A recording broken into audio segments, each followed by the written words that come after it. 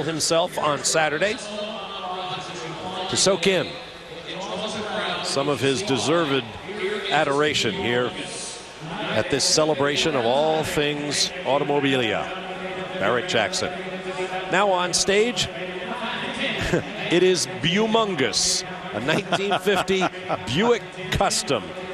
Accent on, or emphasis on custom. This was a Troy Trepanier design.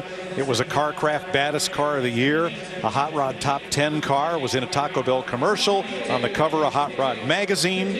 The colors are tangerine and wineberry, and this was a very iconic car, and it is said to have changed the way hot rods were built from that point on.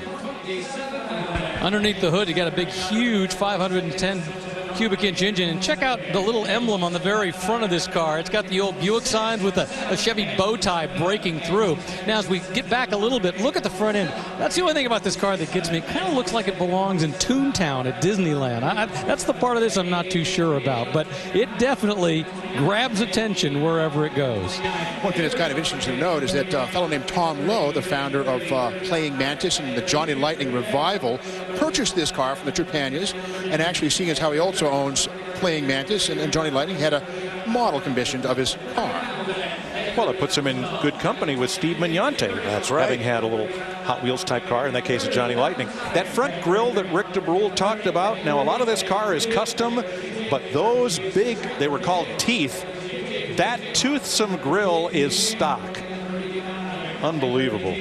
Looks like a bulldog. Now I should point out, I mean, this is an older Custom, and as you go back through this, you can see a lot of areas that have worn over time. There's chips in the paint, there's issues. It's not at the point where it was a decade or so ago. You're buying the style, but if you really wanted to have it the way it's supposed to be, you'd have to kind of restore it back to that award-winning condition. It's true. They do unravel a little bit, especially, I mean, the Trepaniers are craftsmen. You know, Troy and his dad, Jack, great guys. Used to go on Power Tour with those guys. They made sure that we were never thirsty.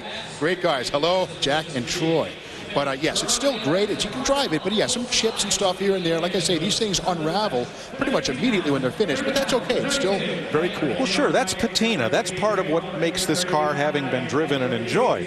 Let's face it, George Washington's axe that he chopped down the cherry tree with isn't pristine either. It's had 7 different heads and 8 different handles, but it's still George's axe. I like it just the way it is. 35 to get down 5 to get down 5 to get down 5. Hey, 35 on him. Show me stage trying to get down 35 on him here. Hey, 35 on him to get down 35. Okay, we can do that. And get 31 over here. That's what he turned in. He'd have to be 32. We can do that. He turned in 31. 32. 32,000. Does it look like a Corvette Stingray rear window? It rather does. Has that kind of shape? I think it's actually a little too wide. Okay. As I look at it, I think it looks a little too wide to be a Stingray window. Same styling concept. 31.5, 32 on him into the deal, so in last call. Hey, 32,000 out of 80's on 32,000. Hey, 31.5 now 2 on him to get out 32 into the deal, so in last call to get out 32, 32, 32, and I have sold it 31.5 with an $31,500. And Bumongous has a new owner. 1941 Hudson pickup, rare Hudson pickup with Trent H. Power Plant is going. Beautiful body work. History, frame-off restoration, light illumination, new wood in the bed. And almost 20 years old. Seats and door handles been redone in a deep green vinyl. This is lot number 94 of Hudson. Very cool and very sold.